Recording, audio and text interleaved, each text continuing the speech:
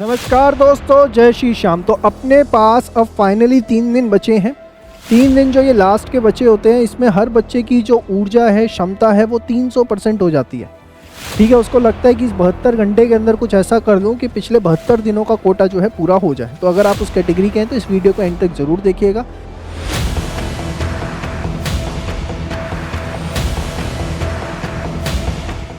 क्योंकि आज अगेन आपकी उम्मीदों पे खरा उतरने के लिए पूरी टीम ग्रूमिंग एजुकेशन एकेडमी के बहुत बड़े रिसर्च के साथ जो है आप लोगों के सामने पेश हुआ हूं। और एक सबसे बड़ी चीज़ आप लोगों को थैंक यू कहना चाहूँगा कि आपने जो हमारी एक 1.5 ईयर्स में लास्ट एक सुपर इमेज बना दी है कि भैया यहाँ पर जो स्ट्रैटेजीज बताई जाती हैं, यहाँ पर जो प्रेडिक्शंस दी जाती हैं एग्जाम को लेकर, वो एक्यूरेट होती है। आप सोचिए कि हम कितना कॉन्टेंट के अंदर घुस चुके हैं, रिसर्च अपना हमारा किस लेवल पर पहुँच चुका है कि हम आपको एग्जाम से पहले एग्जाम की प्रेडिक्शन बता देते हैं। और ये नहीं है कि हम जो बोलते हैं वो नहीं आता है तभी तो हमारे एक एक कमेंट को अगर आप पढ़ें, एक एक चीज़ को पढ़ें, तो वो देखने को भी मिलता है। तो बिना समय को व्यर्थ किए हुए आगे बढ़ते हैं अगले 3 दिन को लेके। देखिए, अकाउंट्स का पेपर जो है ना, ये बहुत ज़्यादा इमोशनल पेपर है। इमोशनल पेपर क्यों है? फर्स्ट पेपर है, सीए फाउंडेशन का फर्स्ट पेपर है। काफ़ी बच्चे सीए का पेपर ही फर्स्ट टाइम दे रहे होंगे। तो ये पेपर अगर अच्छा चला जाए ना, तो अपने अगले 3 पेपर जो है ना, उसके लिए अपना एनर्जी लेवल, अपना जोश का लेवल बहुत ज़्यादा हाई हो जाता है। लेकिन अगर इस पेपर में कुछ प्लस माइनस हो गया तो बहुत सारी दिक्कत हो जाती है।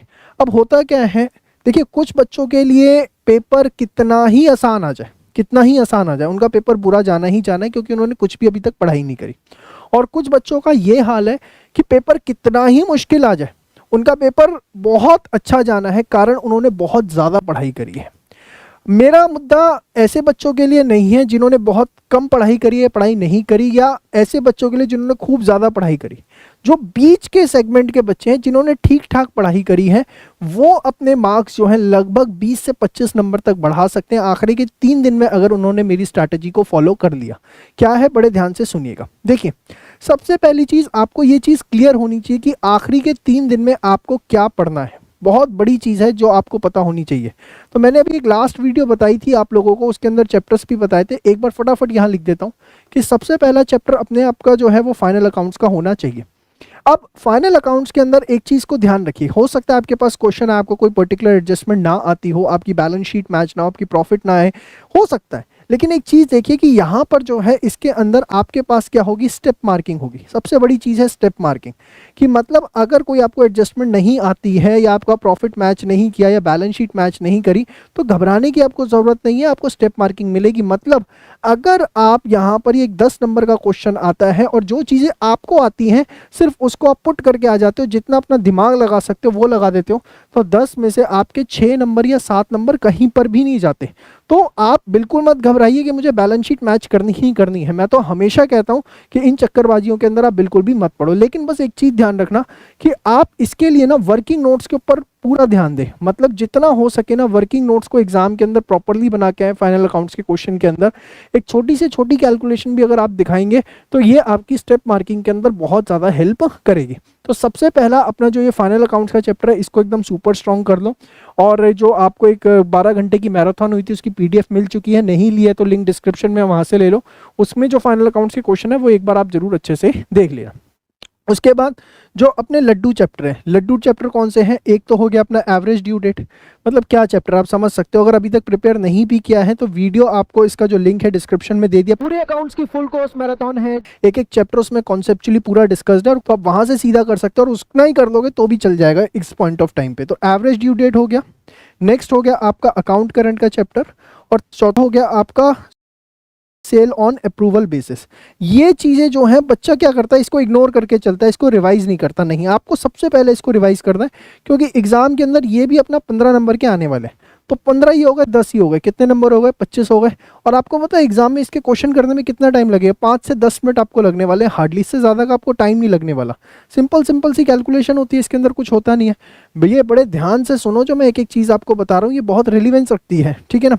इसके बाद सबसे बड़ी चीज़ जो आपके एग्ज़ाम के अंदर आने वाली है वो क्या आने वाली है, थ्योरी आने वाली है। अब थ्योरी जो है अपने पास 20 मार्क्स की आएगी। सर अभी तक हाथ नहीं लगाई है, मैं आप लोगों को सिर्फ बार बार कह रहा हूँ, इसके अंदर एक ट्रू एंड फॉल्स नाम की चीज़ आएगी। एक 3.5 घंटे का लाइव सेशन हो रखा है, उसको बहुत अच्छे से कर लो।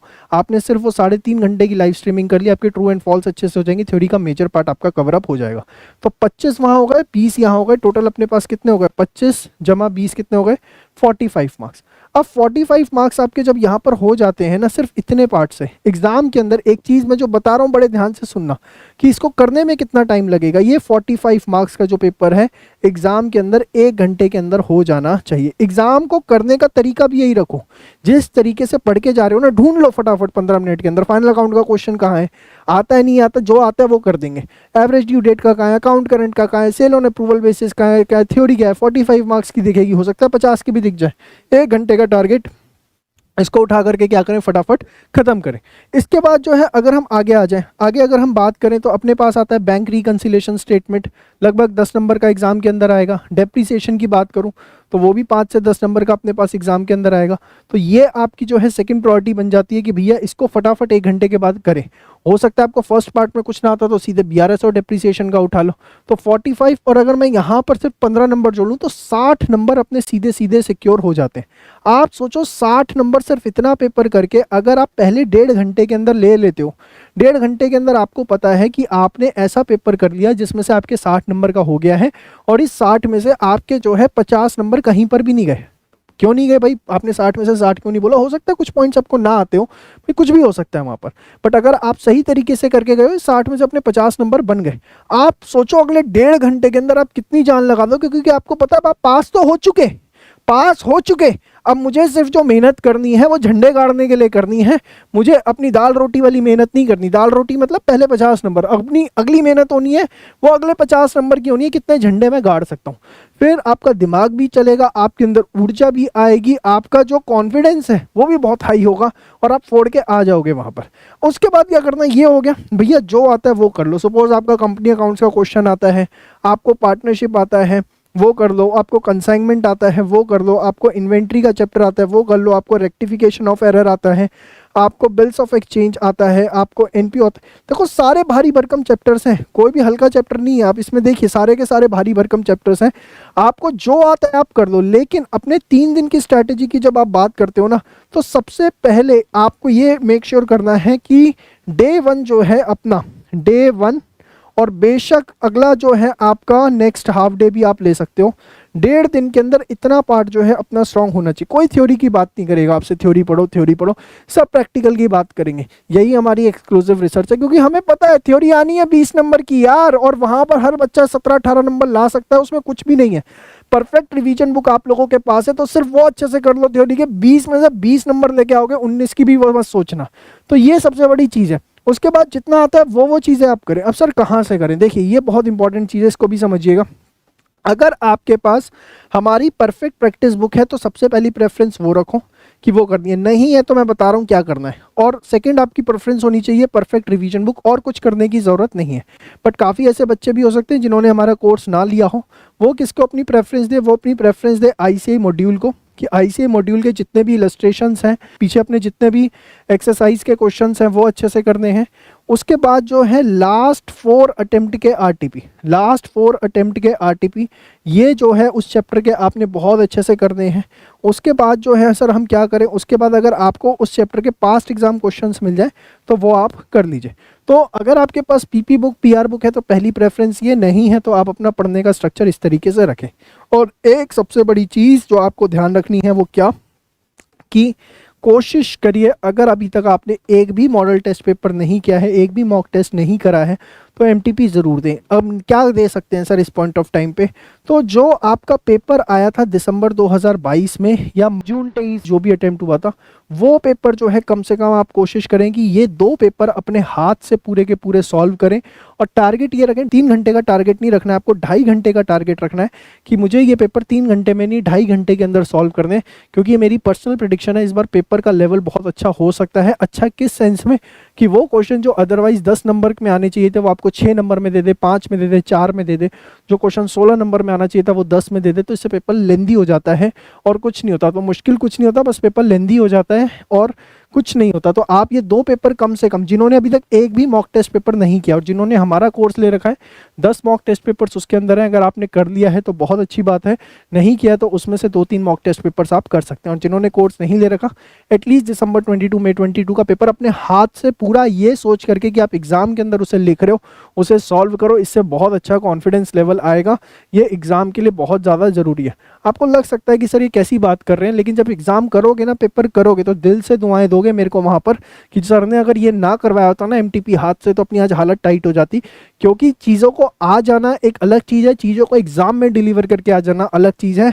अगर आपने अपने लिए एक ऐसा माहौल बना करके पहले से पेपर घर बैठ के नहीं किया, तो वहाँ हाथ कपकपाने शुरू हो जाएंगे। खामा जो है आप कुछ का कुछ करके आ जाओगे और फिर बाद में परेशान होगे। तो इसलिए ये 2 पेपर जो है पास्ट एग्जाम के ज़रूर करना। और एक और चीज़, पूरा सीए फाउंडेशन अकाउंट्स का कोर्स यूट्यूब पे डला हुआ है फ्री ऑफ कॉस्ट, उसका लिंक डिस्क्रिप्शन में। किसी भी चैप्टर में कोई भी तकलीफ है, आप मेरी वीडियो जो है 1.5x पे 2x पे देख लीजिए, फटाफट जो है सारा का सारा हो जाएगा। लेटेस्ट मैराथन हुई है, उसकी पीडीएफ भी आपको डिस्क्रिप्शन में दे दी गई है, वहाँ से आप हमारी सीधी वेबसाइट से जाके फ्री ऑफ कॉस्ट डाउनलोड कर सकते हैं। तो कुछ भी करिए, लेकिन इस समय अगले 3 दिन 72 घंटे में टारगेट रखिए कि कम से कम हमें अपनी 50 घंटे की पढ़ाई करनी है और इसी तरीके से करनी है। आप देखिए अकाउंट्स का पेपर ना सिर्फ अच्छा होगा, बहुत अच्छा होगा, और अगले 3 पेपर्स के लिए भी आपका जोश बहुत ज़्यादा हाई रहेगा। तो आज के लिए इतना ही, मिलते हैं नेक्स्ट वीडियो में। तब तक के लिए बाय बाय, टेक केयर, जय श्री श्याम।